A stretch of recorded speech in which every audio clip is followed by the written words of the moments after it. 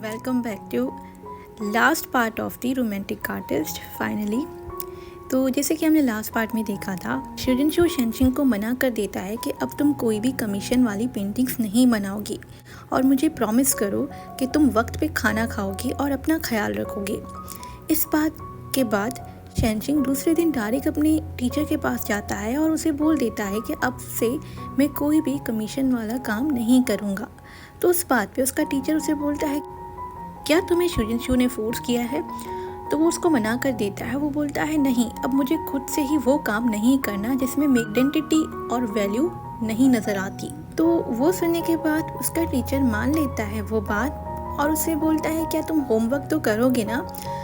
तो शेनशिन बोलता है हाँ। वो कहने के बाद शेनशिन अपने रूम की तरफ यानी हॉस्टल की तरफ जाने लगता है और वो मन में बहुत खुश होता है कि फाइनली सांस लेने का टाइम मिलेगा।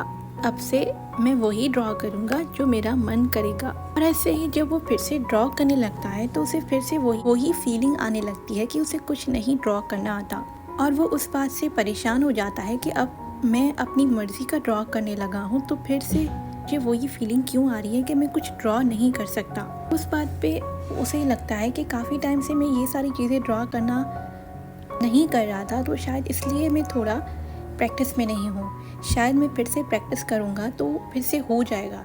बट वो काफ़ी टाइम तक अपने पेपर्स फाड़ता रहता है और ड्रॉ करता रहता है, बट वो वैसा नहीं ड्रॉ कर पाता, तो वो बहुत फ्रस्ट्रेट हो जाता है। दूसरी तरफ शुजिनशू उसी औरत को कॉल करता है जिसने उसे गैलरी की ऑफ़र की थी, जो उसकी रियल मदर की फ्रेंड भी थी, क्योंकि उससे ये चीज़ें पूछनी थी कि इवन तो शेनशिन ने वो सारा कमीशन वाला काम उठाना छोड़ दिया है, फिर भी मुझे शक है कि मेरे फादर कुछ ना कुछ करेंगे। ऐसे ही वो औरत वो कॉल उठा लेती है तो शुजिनशू बोलता है, मिस लिन, मुझे आपसे कुछ पूछना है।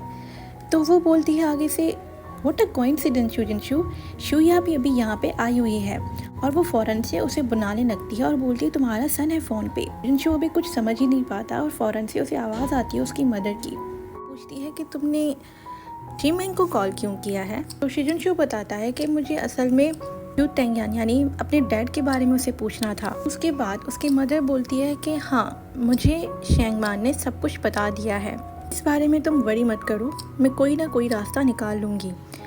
अभी भी उसे लोगों को मैनिपुलेट करना और लोगों की ज़िंदगी बर्बाद करना अच्छा लगता है। वो सुनने के बाद शुजिनशू फ़ौरन से सॉरी बोल देता है। तो उसकी मदर बोलती है, तुम्हें सॉरी करने की कोई ज़रूरत नहीं है, मैं तुमसे यानी मुझे तुम्हें सॉरी करना चाहिए। मुझे पता चला कि तुमने भी पेंटिंग चूज़ की है, तो मुझे बस एक ही बात का डर था कि तुम्हारे साथ भी वही सेम चीज़ें ना हो जो सारी चीज़ें मेरे साथ हुई थी, यानी उसके पैसे बनाने का तरीका। और जब मैंने तुम्हारी पेंटिंग्स को देखा, वो बहुत ही ज़्यादा खूबसूरत हैं और मैं श्योर हूँ तुम अपना तरीका निकाल लोगी पेंटिंग को सेल करने का। और जैसे ही एग्जीबिशन स्टार्ट हो जाए, अपने फ्रेंड को ज़रूर लेके आना।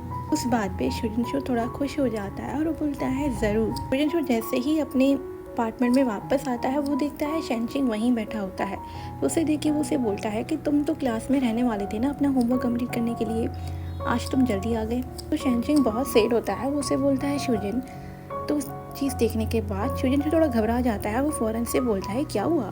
शेनशिन बोलता है, मैं कुछ भी ड्रॉ नहीं कर पा रहा एनीमोर। तो वो चीज़ सुनने के बाद शुजिनशू थोड़ा घबरा जाता है। वो शुजिनशू से बोलता है, इसका क्या मतलब है कि तुम पेंटिंग नहीं कर पा रहे, कि तुम्हारा होमवर्क अच्छा नहीं जा रहा? हम एक काम करते हैं, हम तुम्हारा होमवर्क छोड़ के कुछ और बनाने की कोशिश करते हैं। ऐसे ही वो उसे अपने साथ बिठा लेता है और शेनशिन फिर से पेंसिल उठा के कुछ ड्रॉ करने की कोशिश करता है, पर वो फिर से घबराने लग जाता है और वो नहीं ड्रॉ कर पाता और फिर से पेन गिर जाती है और वो रोना स्टार्ट कर देता है कि मैं कुछ भी ड्रॉ नहीं कर पा रहा, मेरा कॉन्फिडेंस बिल्कुल ख़त्म हो चुका है। उस बात पे शेनशिन जब रोने लग जाता है तो शुजिनशू करीब आता है। वो बोलता है, अगर तुम कुछ नहीं ड्रॉ कर पा रहे तो तुम कुछ टाइम ब्रेक दे दो, कुछ भी मत ड्रॉ करो। उस बात पे शेनशिन बोलता है, अगर मैंने ड्राइंग बनाना बंद कर दी तो फिर मैं अपने आप से गिव अप कर लूँगा। इसका मतलब है मेरे इतने टाइम का हार्डवर्क जो भी मैंने आज तक किया है वो सब पानी में मिल जाएगा। तो उस बात पे शुजिनशू से बोलता है, मैं तुम्हें ड्राइंग बनाने के लिए मना नहीं कर रहा, मैं बस तुम्हें ये बोल रहा हूँ कि कुछ टाइम के लिए रेस्ट करो। उस बात पे शेनशिंग उसे बोलता है कि मेरे पास और कुछ भी नहीं है ड्राइंग करने के अलावा। अगर मैं ड्राइंग नहीं करता तो मुझे अनईज़ी फील होता है, और अगर मैं ड्राइंग करता हूँ अब तो मैं अपसेट फील करने लगता हूँ क्योंकि मैं अच्छे से ड्राइंग नहीं कर पा रहा। तो उस बात पे शुजनशू को रियलाइज़ हो जाता है कि अब शेनशिंग का मूड किस तरह अपलिफ्ट हो सकता है। तो वो उसे बोलता है तुम्हें पता है कि तुम ड्राइंग के अलावा और कुछ चीज़ें कर सकते हो, और वो फ़ौरन से विश जार लेके आता है जो उसी ने शुजनशू को गिफ्ट में दी थी उसके बर्थडे पे। शुजनशू से बोलता है देखो, क्या ये सारी विशेस फेक हैं? क्या तुम्हें मेरे साथ ट्रैवल नहीं करना पूरे वर्ल्ड और सारे सीजन्स का मज़ा नहीं उठाना साथ में? चलो हम अब अपनी विशेस को पूरा करते हैं, लेट्स गो, हम एक ट्रिप पे चलते हैं साथ में। उस बात पे शेनशिंग बोलता है कि ट्रैवल तो बहुत एक्सपेंसिव है अभी, हमारे पास इतने पैसे भी नहीं हैं, हमें पैसे वेस्ट नहीं करने चाहिए। उस बात पे शुजनशू बोलता है तो हम किसी करीब जगह पे चल देते हैं, और उस बात पे वो फ्लेक्स करते हुए बोलता है कि तुम्हारे लिए तो ये ज़रूरी है ना कि मैं तुम्हारे साथ चल रहा हूँ, तो ये फिर कैसे वेस्ट हो गया? उस बात पे फाइनली शेनशिंग हंस लेता है और बोलता है हाँ। और ऐसे ही वो दोनों साथ में कुछ जगहें घूमने चले जाते हैं, यानी चाइना के कुछ अनफेमिलियर सिटीज़ में। किसी इम्पॉर्टेंट लोकेशंस में तो नहीं जाते हैं, बट वो ऐसे ही स्ट्रीट्स में और नेचर को एक्सप्लोर करते हैं। जब भी उन्हें कोई छोटी सी कॉफ़ी शॉप नज़र आती थी तो वहाँ पे वो बैठ जाते थे, और जितने भी लोकल स्पेशलिटीज़ शॉप्स थे वहाँ पे खाना खा लेते थे और कहीं अच्छे व्यू देख के वहाँ पे बैठ जाते थे। और ऐसे ही उनकी वो ट्रिप्स चलती रहती थी। जब भी वो थक जाते थे तो कोई भी रिलैक्स वाली प्लेस ढूंढते थे और वहाँ पे बैठ के रिलैक्स भी कर लिया करते थे। उसके बाद जब दिन ख़त्म हो जाता था तो वो अपनी होटल वापस चले जाते थे और वहाँ पे अपनी चीज़ों के बारे में आराम से बात करते थे। कुछ टाइम से तो ऐसा ही चल रहा था। पूरा दिन जब वो घूमते थे तो उसे कुछ भी ऐसी वैसी चीज़ याद नहीं आती थी, यानी ड्राइंग करना और ऐसी एंजाइटी। बट जब वो रात को सो जाते थे और शुजनशू सो जाता था तो हमेशा उसे रात में आँख खुलती थी और उसे फिर से वो एंजाइटी फील होती थी। पर एक दिन जब वो आँख खुलती है तो उसे अचानक से रियलाइज़ होता है कि मुझे 5 दिन हो चुके हैं और मैंने अभी तक कोई चीज़ ड्रॉ नहीं की है। क्या ये ठीक रहेगा कि अगर मैं फिर से ड्रॉ ना करूँ? क्या ये सब ऐसा ही चलता रहा ऐसे नहीं कि मैं पेंट करना ही छोड़ दूँ? जब भी ये सारी चीज़ें उसे एंशियस करती थी वो शुजनशू हमेशा उसे टाइटली एक हग कर देता था। एक मॉर्निंग जब वो उठता है वो देखता है शुजनशू अभी भी सो रहा है और वो उसे देखता ही रहता है। वो फ़ौरन से अपनी बेड से उठता है और एक पेन और पेपर लाता है और अचानक से वो शुजनशू को ड्रॉ करने लगता है। जब शुजनशू नींद से उठता है वो देखता है शेनशिंग उसे ही बना रहा है, तो उसे पूछता है कि तुम क्या कर रहे हो? तो शेनशिंग उसे स्माइल करते हुए बोलता है एज एक्सपेक्टेड, जो रियल है वो हमेशा अच्छा लगता है बहुत ज़्यादा। वो चीज़ देखने के बाद शुजनशू बहुत ज़्यादा मुस्कुराते हुए उसे देखता है और वो देखता है कि शेनशिंग ने पेंटिंग बनाई है वो भी उसकी, और वो सच में बहुत प्यारी होती है। ऐसे ही वो मन में सोचता है कि एग्जैक्टली एक ड्रीम क्या होता है। वो एक ब्यूटी है, वो एक्सपेक्टेशंस हैं और एक यकीन।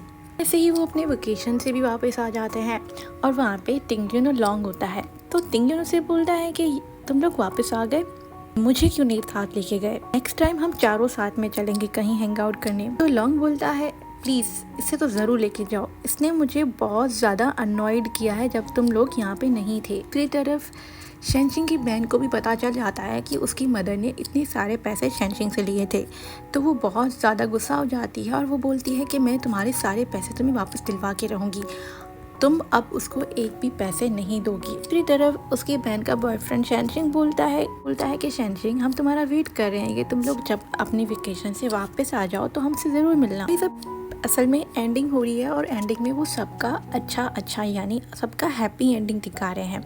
यहाँ पे शेनशिंग और शुजनशू की 2 फ्रेंड्स वो भी यहाँ पे होती हैं और वो उसे बोलती हैं तुम्हारी वीडियो बहुत ज़्यादा अच्छी आई है, प्रेसिडेंट ने बनाई थी अपनी थीसिस में। वो मुझे एक चीज़ बोल रहा था कि मैं तुम्हारी गर्लफ्रेंड हूँ। वो चीज़ मुझे बहुत स्ट्रेंज लगी क्योंकि मेरे पास तो ऑलरेडी अभी वो कुछ बोलने ही वाली थी तो उसकी फ्रेंड उसे काट देती है क्योंकि वो यही बोलने वाली थी कि शेनशिंग उसकी गर्लफ्रेंड है, ना कि शुजनशू। ऐसे ही वो जब वेकेशन से वापस आते हैं अपनी मदर से, यानी शुजनशू अपनी मदर से मिलता है और उसकी मदर बहुत एक्साइटेड होकर उसे बोलती है शुजनशू तुम लोग आ गए। उसे बताती है कि हमने एग्जीबिशन में बहुत ज़्यादा एफर्ट्स डाले हैं, तुम दोनों को देखना चाहिए ज़रूर। ऐसे ही शेनशिंग और शुजनशू हाथ पकड़ के बोलते हैं ओके ज़रूर, लेट्स गो। ऐसे ही ये हमारी स्टोरी यानी फैन फिक्शन या मांगा ख़त्म होती है। मुझे तो बहुत ही प्यारी लगी ये स्टोरी। आई होप आप लोगों को ये स्टोरी अच्छी लगी होगी। अगर अच्छी लगी तो प्लीज़ गाइस लाइक और कमेंट करके ज़रूर बताइए। और आगे मैं एक स्टोरी स्टार्ट करने वाली हूँ जिसकी मैंने एक शॉर्ट ऑलरेडी डाल दी है। स्टोरी बहुत ज़्यादा अच्छी है। किसी ने मुझे रिक्वेस्ट की थी कि कोई ऐसी स्टोरी दिखाएं जिसमें टाइम ट्रैवलिंग हो बट हिस्टोरिकल टेस्ट ज़रूर हो। तो आपको वहाँ पे वही चीज़ें मिलेंगी एंड आई होप आपको वो स्टोरी अच्छी लगेगी। तो मिलते हैं नेक्स्ट वीडियो में, तब तक के लिए बाय बाय।